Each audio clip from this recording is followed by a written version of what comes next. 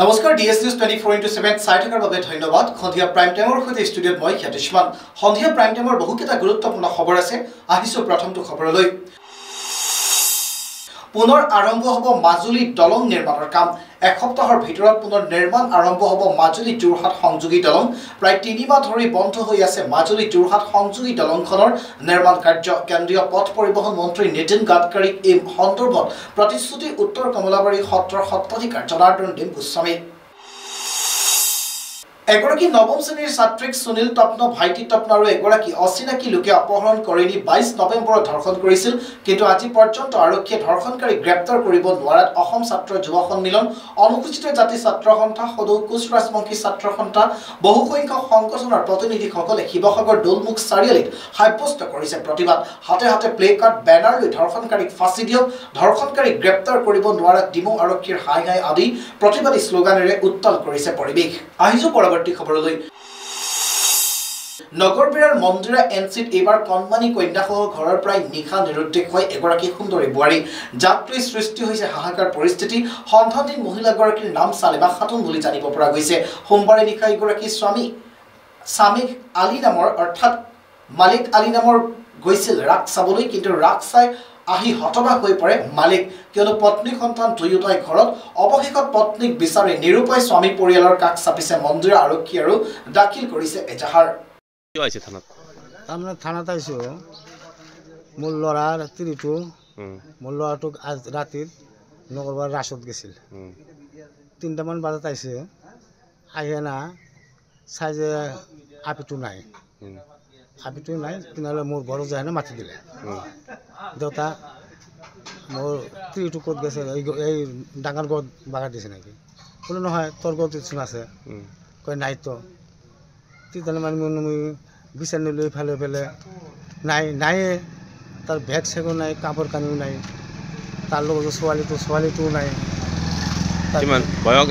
কি নাম আছিল? বোৱাৰীটোৰ নাম আছিল চালমা খাতুন। আৰু মোৰ এই কেঁচুৱাটাৰ নাম আছিল পাৰমিনা আক্তাৰ। লৈ গৈছে কেঁচুৱাটো? লৈ গৈছে। এতিয়া কি বিচাৰে? এতিয়া বিচাৰোঁ মানে জোল গেছে পাৱা নাই। মই থানাত আহিছোঁ কিবা এটা এজাহাৰ দিবৰ কাৰণে।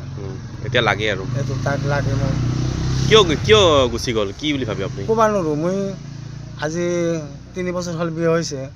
ভাল কৰি মানে সংসাৰ কৰি খালা, কোনো গমেই নাপালোঁ। মই কিবা এটা কাজিয়া বিবাদ মানে মোৰ লগত গুদলাইও বাছ চাছ আনি দিছে, মোৰ লগত ভাল মিলি জুলি খালা, খাই আনা। ক'ৰবাত কিয় ভাল পোৱা আছে নেকি তাইৰ? তাও মই গম পোৱা নাই আছে নেকি। মানে যিমান দিন আছিল মানে সেনেকৈ মই দেখা নাই। লগত আৰু কিবা লৈ গৈছে নেকি? লগত লৈছে। কি নিছে আৰু? লগত হয় তাৰ গাঁৱৰ যিখিনি গইনা আছিল সেইখিনি লৈছে। তাৰপিছত কাপোৰ কানি গোটাই লৈ গৈছে। টকা পইচাও নিছে নেকি? টকা পইচামান লৈছে, 19,000 টকা লৈছে। তাৰমানে মোৰ এটা আপা আৰু কেৰেলাত কাম কৰে, তাৰ পৰা পইচা পঠাই দিছিল। মানে সি মানে মোৰ ঘৰৰ একদম মালিকে আছিল। এটা বয়সৰ কাৰণে তাৰ হাতত মই গোটেইখিনি এৰি দিছিলোঁ। এতিয়া বস্তু বাহিনী লৈ পলাইছে? হা, বস্তু বাহিনী লৈ সি পলাইছে। বিলাসীপুৰৰ ৰাণীগঞ্জত চাঞ্চল্যকৰ ঘটনা। SBI গ্ৰাহক সেৱা কেন্দ্ৰত দুৰ্বৃত্তৰ গুলীচালনাৰ ঘটনা। 3জনীয়া অচিনাক্ত দুৰ্বৃত্তই কৰিলে 8জয়কৈ গুলীচালনা। দুৰ্বৃত্তৰ গুলীচালনাত গুৰুতৰভাৱে আহত 3জনকৈ ব্যক্তি। আহত গ্ৰাহক সেৱা কেন্দ্ৰৰ বেংক মিত্ৰ ৱাইদুৰ ৰহমান সহ আন 2জন ব্যক্তি। দুৰ্বৃত্তৰ গুলীচালনাত আহত সেই 2জন হৈছে ৰতন আৰু আব্দুল গফুৰ। আহতসকলক ৰাণীগঞ্জ প্ৰাথমিক স্বাস্থ্য কেন্দ্ৰত ভৰ্তি কৰোৱা হৈছিল। পৰৱৰ্তী সময়ত সংকটজনক অৱস্থাত 3জনকে বঙাইগাঁৱলৈ প্ৰেৰণ কৰা হৈছে। ঘটনাস্থলীত আৰক্ষী উচ্চপদস্থ বিষয়া উপস্থিত হৈ তদন্ত আৰম্ভ কৰিছে। আহিছোঁ পৰৱৰ্তী খবৰলৈ। নগাঁও ৰূপহীহাটৰ গৰাজনত জঘন্য হত্যাকাণ্ডৰ আজি 6 দিনত ভৰি দিলে। আজি বুধবাৰে আছিল নৱস্মিতা চৰকাৰৰ বিবাহৰ দিন। নৱস্মিতা চৰকাৰ এইখন ঘৰতে যোৱা 22 নৱেম্বৰৰ নিশা 4টাকৈ হত্যাকাণ্ড সংঘটিত হৈছে। দুৰ্বৃত্তই হত্যা কৰিছিল নৱস্মিতা চৰকাৰৰ পিতৃ-মাতৃ, ভণ্টি আৰু প্ৰাক্তন প্ৰেমিক অনুপম সূত্ৰধৰক। কিন্তু অসম আৰক্ষীয়ে বৰ্তমানলৈকে এজনো অপৰাধীক কৰায়ত্ব কৰিবলৈ সক্ষম হোৱা নাই বুলি অভিযোগ। তদন্তৰ খাতিৰত অসম তথা নগাঁও আৰক্ষী বৰ্তমানলৈকে একো তথ্য প্ৰকাশ কৰিব পৰা নাই। 27 তাৰিখ আজি ডাঙৰ ছোৱালীজনী বিয়াৰ ডেট আছিলে আজিৰ দিনটোতে। তো যিটো ঘৰত আজিৰ দিনত নিজৰ আত্মীয় কুটুমে য'ত ভিৰ থাকিলে হয়, আজি ওচৰ চুবুৰীয়া যিখিনি মানুহ আছে বা আজি বিয়াৰ ৰবাতুলি থাকিলে হয় আৰু সেইটো ঘৰ আজি হৈ আছে এক শ্মশান সদৃশ ক'লেই ভুল নহ'ব। তো এক মৰ্মান্তিক ঘটনা মানে এইটো কোৱাৰটো আৰু আমাৰ ভাষা নাই, আমি ওচৰ চুবুৰীয়া হিচাপে বা কি এইটো কোৱাৰটো আৰু ভাষা নাই। এইটো আমিতো আৰু মুখেৰে কোৱাৰটো আৰু এইটো অৱস্থা নাই আমাৰ। এটা ঘৰত ধৰক আজিলৈকেতো নিজেতো দেখাটো দূৰৰ কথা, আজিলৈকে শুনিও পোৱা নাছিলোঁ যে এটা ঘৰত তেনেকে 4টাকে মাৰ্ডাৰ হয়। তো কাহিনীও আমি শুনাও নাছিলোঁ, দেখাটো পিছৰ কথা। এতিয়া আমি একদম প্ৰথমৰ পৰা প্ৰশাসনে যিখিনি সিহঁতৰ যিখিনি দায়িত্ব আছে বা সেইখিনি যে চলাই আছে, তো তাত আমি এনেকুৱা ক'ব নোৱাৰোঁ যে সিহঁতৰ কিবা লেহেম গতিত চলি আছে। সিহঁতৰ যিখিনি কৰিবলগীয়া আছে তো সেইখিনিক আমি ধন্যবাদ দিব লাগিব। কিন্তু এতিয়ালৈকে কোনো ধৰণৰ ক্লু উলিয়াব পৰা নাই, এইটো এটা ৰহস্যজনক কথা হৈ আছে। হয় হয় 7 দিন যোৱাৰ পিছতো আজিলৈকে কোনো কাৰোকো কৰায়ত্ব কৰিব পৰা নাই। তো তদন্তত সিহঁতে কি পাইছে নাপাইছে বাছ এইখিনিতো আমি এতিয়ালৈকে গম পোৱা নাই।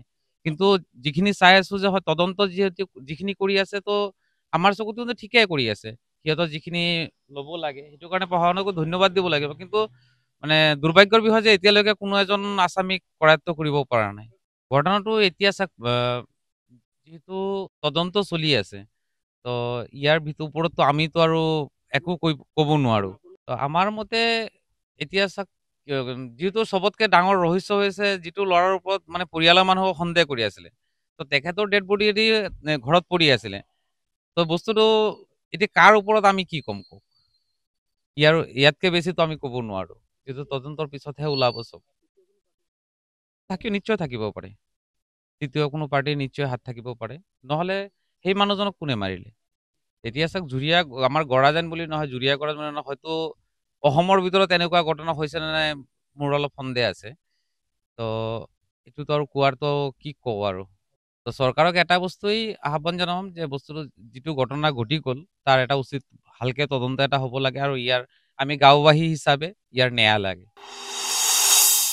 অসম টেবুল টেনিছ সন্থাৰ উদ্যোগত আৰু যোৰহাট জিলা টেবুল টেনিছ সন্থাৰ সহযোগত আজিৰে পৰা যোৰহাট কুশল কোঁৱৰ ইনডোৰ ষ্টেডিয়ামত 6দিনীয়া কাৰ্যসূচীৰে আৰম্ভ হৈছে 72 সংখ্যক আন্তঃজিলা আৰু অসম ৰাজ্যিক টেবুল টেনিছ প্ৰতিযোগিতা। ৰাজ্যৰ ভিন্ন প্ৰান্তৰ প্ৰায় 5 শতাধিক খেলুৱৈ বিভিন্ন ইভেণ্টত অংশগ্ৰহণ কৰিছে। আজি পুৱাৰ পৰা গ্ৰুপ ইভেণ্টৰ খেলসমূহ অনুষ্ঠিত হৈছে। এই প্ৰতিযোগিতাত ৰাজ্যৰ 12 জিলাৰ লগতে অল ইণ্ডিয়া আৰু NF ৰেলৱে দলে অংশগ্ৰহণ কৰিছে। ইতিমধ্যে পূৰ্ণগতিত চলিছে প্ৰতিযোগিতাৰ খেলসমূহ আজি প্ৰথম দিন। আমাৰ আৰু এটা কথা মই ভাল লাগিছে, আমাৰ এইবাৰ Assam table tennis 75 years almost complete হৈছে আৰু যোৰহাটৰ 74 ইয়াৰ্ছ কমপ্লিট হৈছে। আৰু আমাৰ এই খেলখনত আমাক এটাই ভাল লাগিছে, যোৰহাটত আমাক বহুতে সহায় কৰিছে, যেনে ONGC, state bank of India, oil India limited, আমি NRL আৰু আমাৰ যেনেকৈ লোকেল ইয়াৰে কিছুমান ব্যক্তিয়ে পাৰ্চনেলি আমাক যথেষ্ট সহায় কৰিছেহি আমাক। সেইটোৱে আমাৰ ভাল লাগিছে। গতিকে আমি আগলৈও এনেকৈ আমি খেলখন পাতি যাবলৈ আমি আশা ৰাখিছোঁ। যোৰহাটৰ হোটেল প্ৰিজমত সৰ্বশিক্ষা অভিযানৰ উদ্যোগত 3দিনীয়াকৈ বুনিয়াদী সাক্ষৰতা আৰু সাক্ষৰিতাৰ আৱাসিক প্ৰশিক্ষণ অনুষ্ঠিত হৈছে। যোৰহাট, মাজুলী আৰু গোলাঘাট জিলাৰ প্ৰায় 141 গৰাকী সমল ব্যক্তিয়ে অংশগ্ৰহণ কৰিছে। এই 3দিনীয়া প্ৰশিক্ষণৰ অন্তত সমল ব্যক্তিসকলে জিলা, ব্লক আৰু বিদ্যালয় পৰ্যায়লৈ এই প্ৰশিক্ষণসমূহ লৈ যাব। অনুষ্ঠানত সৰ্বশিক্ষা অভিযানৰ লোকসকল, জিলা অতিৰিক্ত আয়ুক্তৰ লগতে বহু ব্যক্তি উপস্থিত থাকে। আজি এই হোটেল প্ৰিজমত সৰ্বশিক্ষা অভিযান মিছনৰ যোৰহাট শাখাত জিলাই 3দিনীয়াকৈ যিটো আমাৰ বুনিয়াদী সাংখ্যিকতা আৰু সাক্ষৰতা ইয়াৰ ওপৰত 3দিনীয়া কাৰ্যসূচীৰে আৱাসিক প্ৰশিক্ষণ অনুষ্ঠিত কৰিছে। 3খন জিলা যোৰহাট, গোলাঘাট আৰু আমাৰ মাজুলী জিলাৰ পৰা তেওঁলোক সমল ব্যক্তিসকল আহিছে আৰু আৱাসিক প্ৰশিক্ষণ যিহেতু, গতিকে তেওঁলোকে এই 3 দিনৰ যিখিনি প্ৰশিক্ষণ ল'ব তাৰপিছত তেওঁলোকে নিজৰ নিজৰ জিলাত গৈ সেয়া ডিষ্ট্ৰিক্ট পৰ্যায়ত আৰু ব্লক পৰ্যায়ত আৰু একেবাৰে শেষত মানে বিদ্যালয়সমূহত বিশেষকৈ ক শ্ৰেণীৰ পৰা আমাৰ ক্লাছ 3লৈকে প্ৰত্যেকজন ছাত্ৰই তেওঁ ক খ জানিব লাগিব, 1 2 3 4 তেওঁ জানিব লাগিব, যিটো বুনিয়াদী সাংখ্যিকতা বা সাক্ষৰতা তেওঁ প্ৰত্যেকজনে জানিব লাগিব। আৰু সেইটো কাৰণে সমগ্ৰ শিক্ষাই এই ইনিচিয়েটিভটো লৈছে আৰু আজিৰ এই অনুষ্ঠানটোত প্ৰত্যেকজন যিখিনি সমল ব্যক্তি আহিছে তেওঁলোকে ইয়াতে থাকি এই প্ৰশিক্ষণখিনি ল'ব আৰু বিদ্যালয় পৰ্যায়লৈ তেওঁলোকে এইখিনি লৈ যাব আৰু থ্ৰু ডিষ্ট্ৰিক্ট আৰু ব্লক পৰ্যায়ৰ হয়। গতিকে আমি এই 3 দিনৰ কাৰ্যসূচী খুব সুকলমে অনুষ্ঠিত হোৱাত আমি আশা কৰিছোঁ খুব ভাল ধৰণে হওক আৰু বিশেষকৈ আমাৰ ছাত্ৰ ছাত্ৰীসকল উপকৃত হওক। ধন্যবাদ। মাজুলীত 12খন দেশৰ শ শ পৰ্যটকৰ ভিৰ, নিতৌ আকৰ্ষণ বাঢ়িছে দ্বীপটোলৈ। বিশ্বৰ 10খনৰো অধিক দেশ ভ্ৰমণ কৰিছে পৰ্যটকগৰাকীয়ে।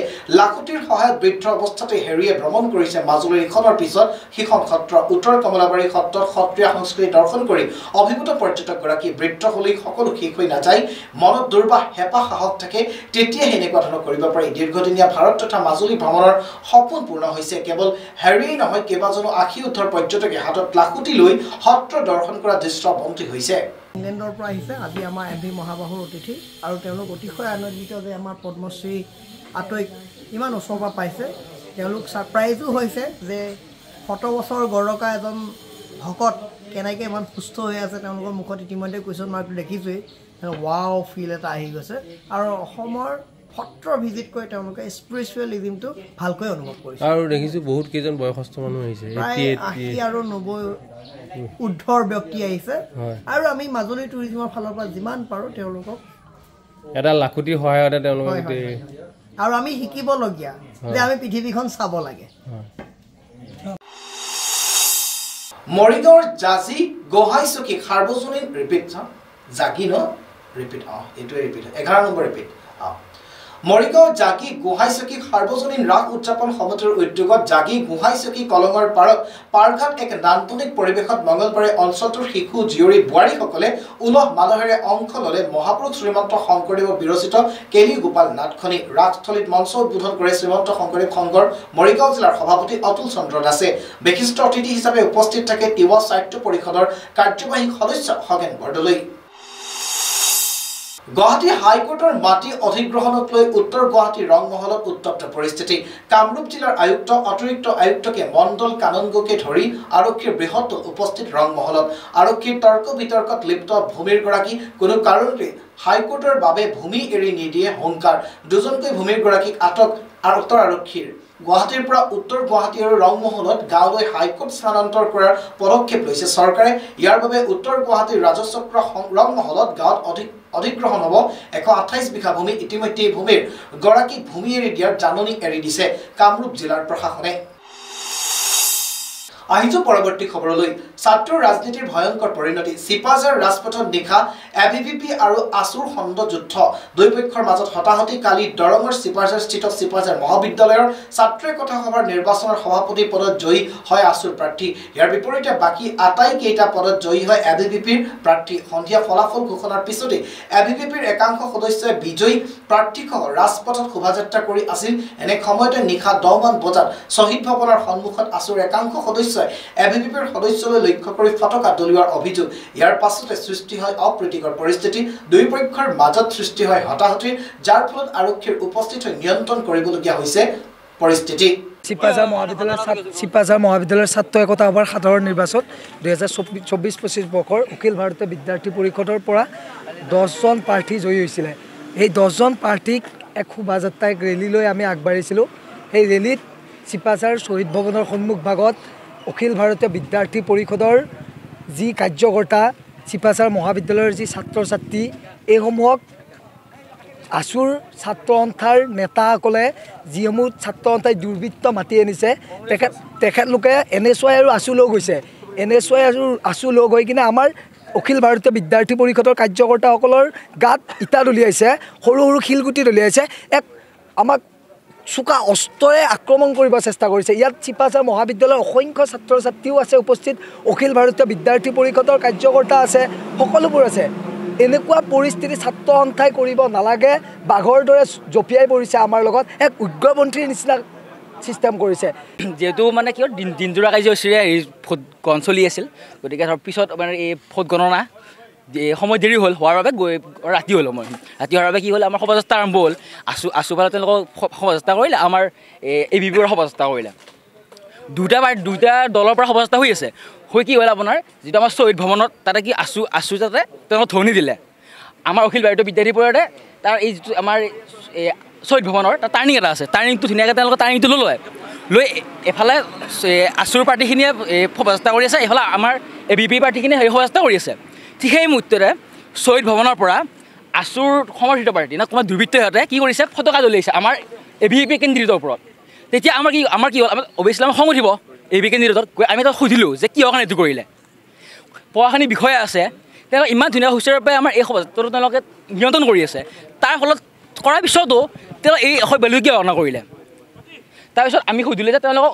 কোনো উত্তৰ নিদিলে যে তেওঁলোকৰ ধ্বনিহে দি থাকিল জয় অসম তাৰপিছত আমাৰ এই বিদ্যাৰ্থী পৰিষদৰ যিজন আমাৰ এই বিস্তাৰ আছে তেওঁ ক'লে যে আমি ইমান ধুনীয়াকৈ অনুষ্ঠানটো চলি আছে তোমালোকৰ এজন কেন্দ্ৰীয় জিকিছে তোমালোকে ফূৰ্তি কৰিছা আমাৰ 10জন জিকিছে আমি ফূৰ্তি কৰিছোঁ তোমালোকে এইটো ফটকা গাই দলালে তেনেকৈ কৈ থকা মুহূৰ্ততে কি কৈছে এই শ্বহীদ ভৱনৰ ভিতৰৰ পৰা আছু সমৰ্থিত বাৰু দুৰ্বৃত্ত নেকি সিহঁতে কি কৈছে ইটা জ্বলি আহিছে যাৰ ফলত মোৰ ইয়াতে ইটা পৰিছে ভৰিত পৰিছে আমাৰ মংগলাই কলেজৰ XGS তেওঁলোকৰ ইটা পৰিছে তেওঁ মানে ইনজৰ হৈছে এইটো তেওঁলোকে কিয় কাৰণে কৰিলে গতিকে এইখন উচিত বিচাৰ হ'ব লাগে আৰু আমাৰ যিজন বিস্তাৰ আছে এই বিশ্বমেৰী তেখেত গুৱাহাটী বিশ্ববিদ্যালয়ৰ অখিল ভাৰতীয় বিদ্যাৰ্থীৰ পৰা বিস্তাৰ হয় এজন হয় তেওঁকো এই মংগলৈৰ পৰা এজন আছু এজন ব্যক্তি আহিছে আহি তেওঁ দুৰ্বৃত্ত বুলি ক'লোঁ মই তেওঁ এই মানে এই আমাৰ বিস্তাৰকজনক মানে সংঘাত দিছে বিস্তাৰক হাত তুলিছে এইটো কিয় কাৰণে হ'ব পাৰিলে গতিকে প্ৰশাসন ব্যৱস্থাই আমাৰ বিচাৰ কৰি দিব লাগে নহ'লে আমি অখিল ভাৰতীয় বিদ্যাৰ্থীক কোনো মানি নলওঁ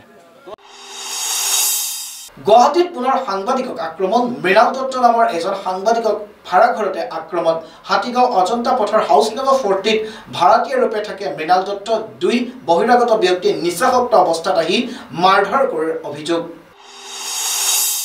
শিৱসাগৰত বিধায়ক অখিল গগৈ প্ৰতিকৃতি দাহ বেৰলাচিত খেমাই দাহ কৰিলে প্ৰতিকৃতি শৃংখল চলিহাই মদ ভাং এৰি স্বাভাৱিক মানুহক বুলি অখিল গগৈয়ে কৰা মন্তব্যৰ বিৰোধিতাৰে প্ৰতিকৃতি দাহ শৃংখল চলিহা আনৰ টকাত চলি থকা মানুহ বুলি কটাক্ষ কৰিছিল অখিল গগৈয়ে প্ৰশাসনীয় সচিব শৃংখল চলিহাৰ বিৰুদ্ধে যিটো শিৱসাগৰ বিধায়ক অখিল গগৈয়ে এটা অভিযোগ আনিছিলে সেই অভিযোগটোৰ ওপৰত আমি আজি এইটো তেখেতে যিটো মদ ভাং আৰু ড্ৰাগছ খাই বুলি অভিযোগ এটা আনিছিলে আমি নিজৰ শৃংখল চলিহাৰ বিৰুদ্ধে আমি নিজৰ মাধ্যমেদি আমি পাইছিলোঁ সেইকাৰণে আজি আমি শিৱসাগৰ অখিল গগৈ ডাঙৰীয়াক আজি আমি পুত্ৰলিকা এটা দাহ কৰিছোঁ আৰু তেওঁক আমাক এটা স্পষ্টীকৰণ দিব লাগে যে শৃংখল চলিহাৰ ওপৰত যিটো অভিযোগ আনিছে তেখেতে প্ৰমাণ তথ্য সহকাৰে আমাক অভিযোগ দিব লাগে কাৰণ যেতিয়ালৈকে আমাক অভিযোগ নিদিয়ে আমাৰ বিলাচিত অসম শিৱসাগৰ জিলাত বহি নাথাকে কাৰণ আমি জানো শিৱসাগৰ জিলাত অখিল গগৈহে ড্ৰাগছ মাফিয়া বুলি আমি গম পাইছোঁ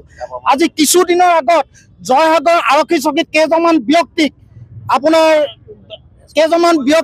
ধৰিছিলে তেখেতলোক আমি গম পাইছোঁ শিৱসাগৰ ৰাইজৰ দলৰ কোনোবা নেতৃত্ববৃন্দ বুলি আৰু মুখপাত্ৰ বুলি আৰু তেওঁলোকে ড্ৰাগছ মাফিয়া বুলি আমি গম পাইছোঁ গতিকে ৰাইজৰ দলৰহে ড্ৰাগছ মাফিয়া আছে আমাৰ কোনো বিল আছিল খানা অসমৰ কোনো ড্ৰাগছ মাফিয়া নাই এইটো মিছা অপবাদ আনিছে গতিকে তেওঁৰ ওপৰত আমাৰ বিহিত ব্যৱস্থা কৰিব লাগে বুলি আমি গম জনাইছোঁ ধন্যবাদ জয় অসম এয়া নহয় এইটো তেখেতে মিছা অভিযোগ কৰিছে আনৰ টকাত তেওঁহে চলি আছে কাৰণ তেওঁ যিটো হাৱাই চেণ্ডেল পিনে এটা বেগ লৈ তেওঁহে আপোনাৰ ৰাইজৰ টকা সংগ্ৰহ কৰি তেওঁ ভালকে চলি আছে আকৰ্ষণীয় হৈছে মহাৰাষ্ট্ৰৰ মুখ্যমন্ত্ৰী কেন্দ্ৰিক যুঁজ শিৱসেনাৰ একনাথ সিন্ধে পুনৰ মুখ্যমন্ত্ৰীৰ আসনত বঢ়োৱাৰ দাবী শিৱসেনাৰ বৃহস্পতিবাৰে অমিত শ্বাহক সাক্ষাৎ কৰি সিন্ধে অমিত শ্বাহৰ সিদ্ধান্তক সঁহাৰি জনোৱাৰ সিদ্ধান্তত উপনীত ধুবুৰী সাংসদ ৰকিবুল হুছেইনৰ চৰম কৰ্কটথনা ধুবুৰী কংগ্ৰেছৰ প্ৰাক্তন বিধায়ক ৰছুল হক বাহাদুৰৰ তৈজক মন্তব্য ৰকিবুল হুছেইনক পুনৰ পৰাজয় কাৰ ৰকিবুল হুছেইন বুলি উল্লেখ কৰা ৰকিবুল হুছেইনে এটা কথাৰ কাৰণে আপোনালোকৰ মাজত আহিলোঁ আপোনালোকে নিশ্চয় সকলোৱে ৰাইজ ভালে আছে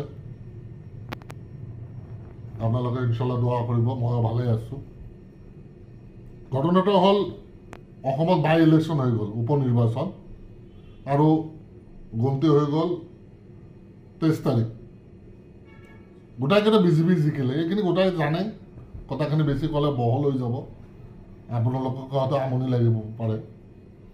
কথাটো হ'লে বিহালী সমষ্টিত কংগ্ৰেছৰ প্ৰাৰ্থী আছিল জয়ন্ত বৰুৱা। অৰিজিনেলি জয়ন্ত বৰুৱা হৈছে বিজেপিৰ, কংগ্ৰেছৰ নহয়, বিজেপিৰ। তেখেতে বিজেপিৰ উপযুক্ত ভবা নাই, যাৰ কাৰণে তেখেতক টিকেট দিয়া নাই। বিজেপিৰ হিচাপত তেখেতে জিকিব নোৱাৰে, বিজেপি তেখেতক টিকেট দিয়া নাই। তেখেতে এই জয়ন্ত বৰুৱাৰ হোটেল আছে, 2-3টা হোটেল আছে, বিজনেছমেন, পইচা ওলোৱা মানুহ। তথাপি বিজেপি টিকেট দিয়া নাই যে তাৰ জিকাটো ইয়াত টান আছে। যেতিয়া বিজেপিক টিকেট নিদিলে লগে লগ কংগ্ৰেছৰ কিছু লিডাৰ, ওপৰ মহলৰ লিডাৰ জয়ন্ত বৰুৱাৰ লগত যোগাযোগ কৰি ৰাতাৰাতি এটা বিৰাট আকাৰৰ ধন লেনদেন হ'ল, 2-3 কোটি টকাৰ লেনদেন হ'ল। ওপৰ মহলত জয়ন্ত বৰুৱাক কংগ্ৰেছে টিকেট দি দিলে। এতিয়া গ্ৰাছ ৰুটৰ যিখিনি ৱাৰ্কাৰ আছে, ভোটাৰ আছে, এওঁলোকে আচৰিত হৈ গ'ল। তাত মই নিজে বিহালী গৈছিলোঁ, চামগুৰি গৈছিলোঁ, আচৰিত হৈ গ'ল যে আমাৰ কংগ্ৰেছত ইমান লিডাৰ থকাতে, ইমান কৰ্মী থকাতে, ইমান পুৰণা মানুহ, তাৰ মাজৰ পৰা নিদি বিজেপি যাক পচন্দ নকৰিলে, বিজেপি যাক টিকেট নিদিলে, সেই জয়ন্ত বৰুৱাক কি কাৰণত টিকেট দিলে? পিছত ৰাইজে গম পালে যে পইচাৰ লেনদেন হৈছে, ডাঙৰ এটা পইচাৰ লেনদেন হৈছে। জয়ন্ত বৰুৱাক টিকেট দিলে। দিয়াৰ পিছত কংগ্ৰেছে কৰিল চেলেঞ্জ যে জয়ন্ত বৰুৱা তাতে জিকিব। কি হ'ল? কংগ্ৰেছ হাৰিল, বিজেপি জিকিল। এইটো হ'ল কংগ্ৰেছৰ ৰাজনীতি, কংগ্ৰেছৰ নিয়ম নীতি। মালদহ টিকেট লো, পইচা নিদিলে কংগ্ৰেছে টিকেট নিদিয়ে। আপোনাৰ যিমানেই ভাল লিডাৰ হওক, ওপৰত এটা লিডাৰশ্বিপত থাকি যায়। আমাৰ নিচিনা মিডিল ক্লাছৰ যিবিলাক আমি ৱাৰ্কাৰ, হাজাৰ ইনক্লাব, জিন্দাবাদ, শ্বহীদ হলেও টিকেট নিদিয়ে। পইচা লাগিব, MLA হওক, MP হওক, জিলা পৰিষদ হওক, প্ৰেচিডেণ্ট কাউন্সিলৰ হওক। এটা প্ৰেচিডেণ্টবিলাক ডিষ্ট্ৰিক্ট প্ৰেচিডেণ্ট কংগ্ৰেছৰ দবদবাই আছে। ডিচেম্বৰত ইলেকশ্যন আছে, পঞ্চায়ত ইলেকশ্যন। এতিয়া পইচা লওঁ, টিকেট দিওঁ, কিন্তু ওপৰৰ পৰা ইংগিত দিয়া আছে কিন্তু দেই। তাৰ লগতেই চামগুৰিৰ কথা এতিয়া মই কৈছোঁ। চামগুৰিৰ কেণ্ডিডেট আছিল কংগ্ৰেছৰ তানজিল হুছেইন। তানজিল হুছেইনৰ এজ দিয়া বেছি নহয়। ইয়াৰ দেউতা আব্বা আছিল MP, চামগুৰিৰ MLA আছিল, আমাৰ ধুবুৰীৰ MP। যাৰ কাৰণে তানজিল হুছেইনে টিকেট পালে। কাৰণটো এইটো যে ৰকিবুল হুছেইন নগাঁৱৰ পৰা গৈ ধুবুৰীত 10 লাখ ভোটত জিকি আহিছে। ইণ্ডিয়াৰ ভিতৰত নাম। ৰাহুল গান্ধী জানে, প্ৰিয়ংকা গান্ধী জানে, সোনিয়া গান্ধী জানে, পুৰা ভাৰতৰ গোটাই MPয়ে জানে যে তেতিয়া ৰেকৰ্ড ব্ৰেকত জিকি আহিছে। তাৰমানে কিমান ডাঙৰ লিডাৰ, কিমান ডাঙৰ লিডাৰ ৰকিদা আমাৰ। মই তেখেতক 90 চনৰ পৰা চিনি পাওঁ, আজি নহয়, 90 চনৰ লগত একেলগে এনএছআই কৰিছোঁ। তেখেতে দুটা ৰূপ, বাহিৰত এটা, ভিতৰত এটা। ভিতৰৰ ৰূপ যোনে ধৰিব পাৰিছে তেখেতে তাকে ভাল কৰি চিনি পাইছে। ওপৰৰ ৰূপ দেখি কিন্তু কোনো লাভ নাই, আপোনালোকে চিনি নাপাব।